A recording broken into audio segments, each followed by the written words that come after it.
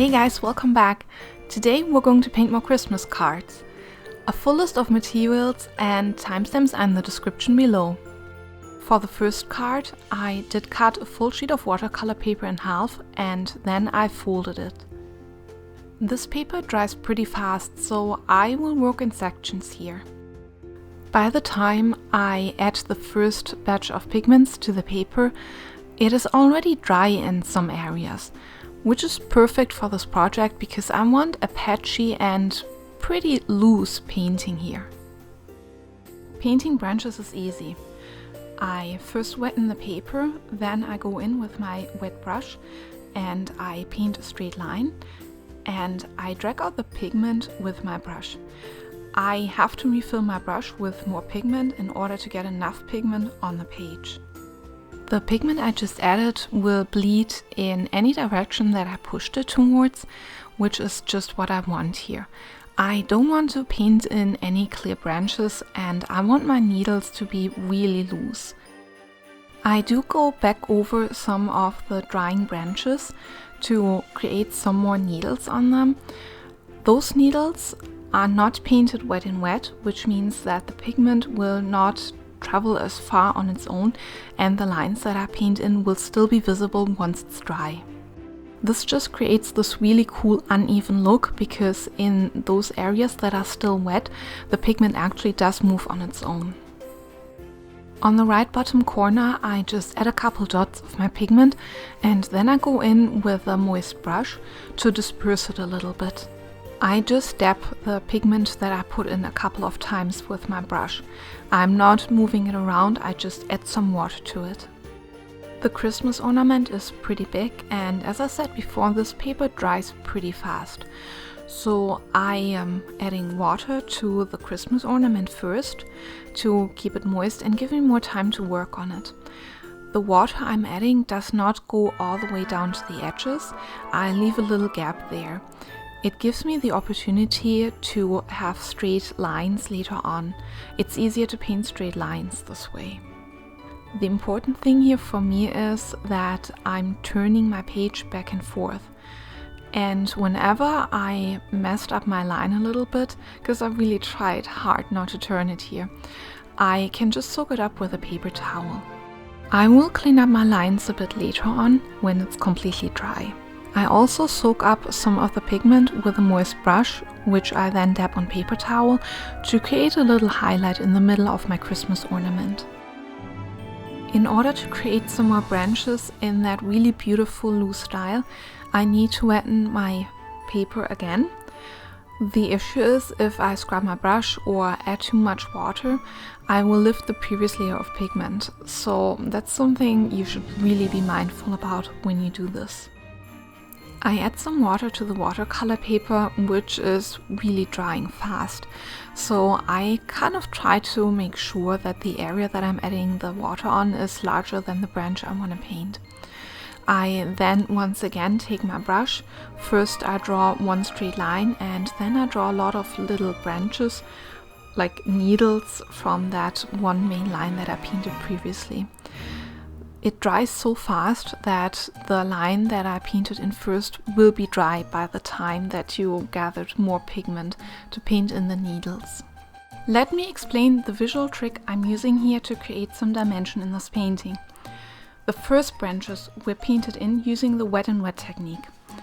Adding the pigment to moist paper makes it bleed out. When those branches are dry, they appear to be out of focus and more translucent. I will add a second layer of branches, which are not as much out of focus. This makes the first layer of branches appear to be at a distance. Next, I'm using a golden gel pen to paint in some of the details. I always like to start out with those details that I know are stationary. I know exactly where they are, like the line on my Christmas ornament.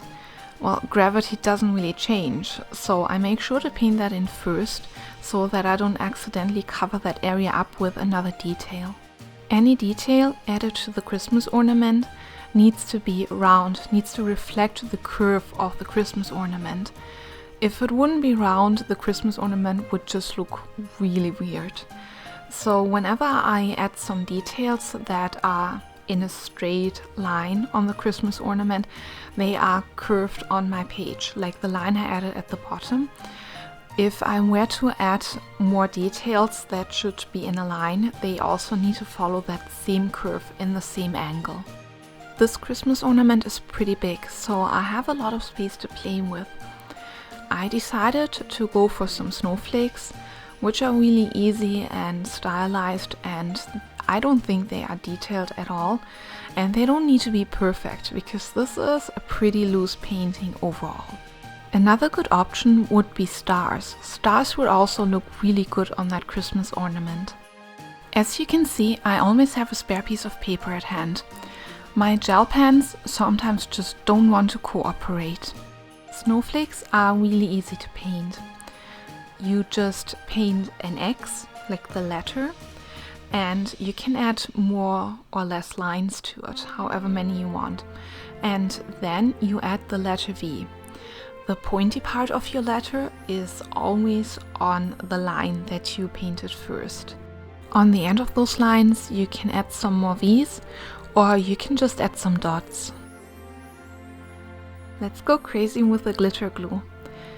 Keep in mind that the glue is actually wet and it can lift the previous layer of pigments, so don't scrub around too much with it.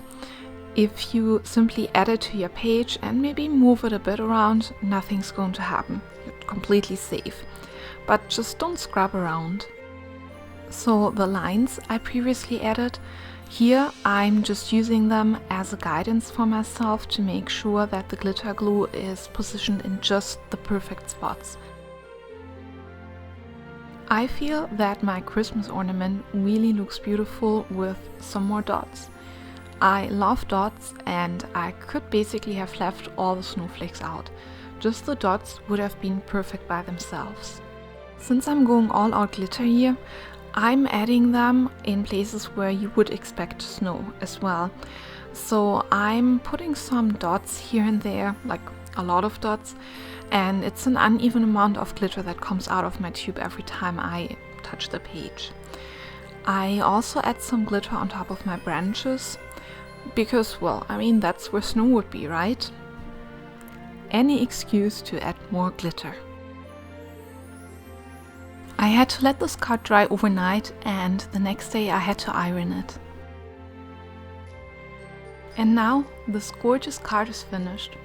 I hope you enjoyed painting it as much as I did.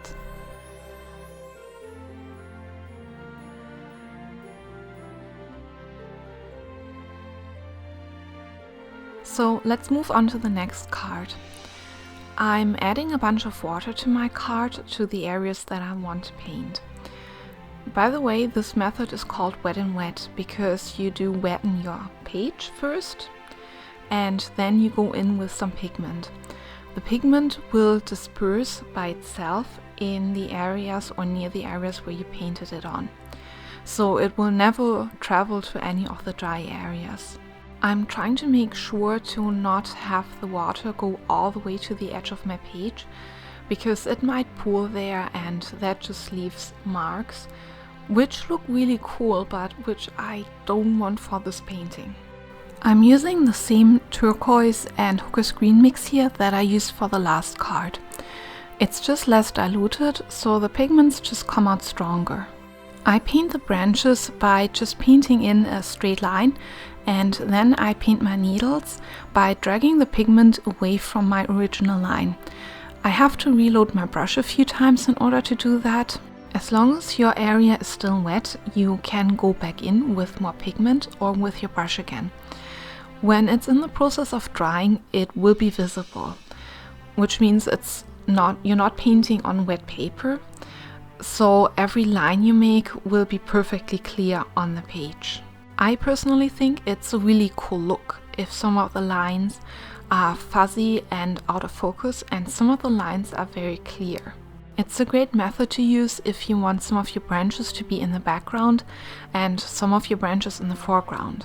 You just let the first layer of fuzzy branches dry completely and then you go in again and paint a more clear and really visible layer. Painting in these Christmas ornaments, I'm using the same method as before. I first wetten the ornament with some water, but I don't paint the water all the way to the edge of the ornament. And then I add the pigment. I keep turning my page to have the best shot at painting straight lines. And I'm adding more pigment to the bottom and the sides of the Christmas ornament, because this is where the shadow is. It just helps to show the curve of the object I'm painting. The highlight on your Christmas ornament can be created two different ways. For the first Christmas ornament, I mopped up some of the pigment. So I dried off my brush on a paper towel and then used my damp brush to soak up some of the pigment. For the next ornament, I will be adding water to it, but I'll explain that in a minute. When I paint in my second ornament, I'm leaving a tiny little gap between the two ornaments to make sure that the color cannot bleed into one another. That would cause blooms because, well, the pigments have a different density at this point because the first ornament is already drying. So the pigment or the water from the second ornament would push aside the pigment from the first ornament, and that would be very noticeable. The highlight on the second Christmas ornament was created by adding water to it. So I just dropped in some water and the water pushed the pigment aside.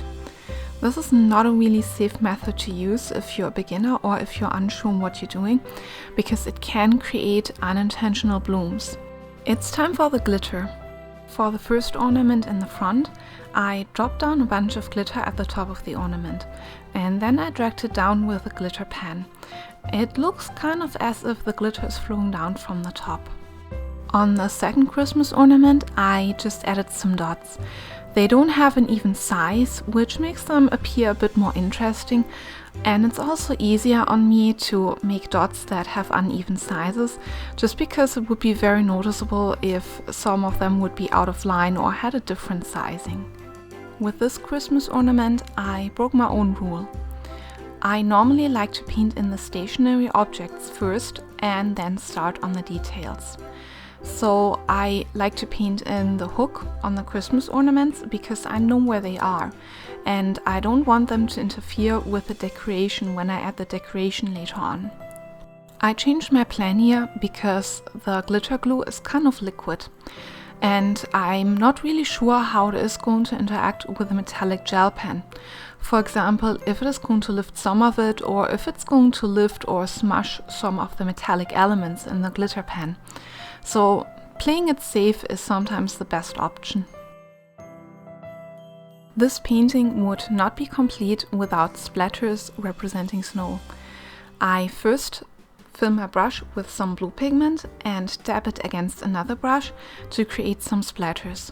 I then create snowflakes with the glitter glue. I just squeeze out different amounts of the glitter and dab it all over the page to create the snowflakes. The glitter glue actually had a surprisingly long drying time. I had to let it dry overnight. And there we have it. Another amazing Christmas card that you can be proud to give to anyone. Thank you so much for watching my video. I hope you really enjoyed it. Please like, subscribe and leave me a comment. Let me know what you thought of it.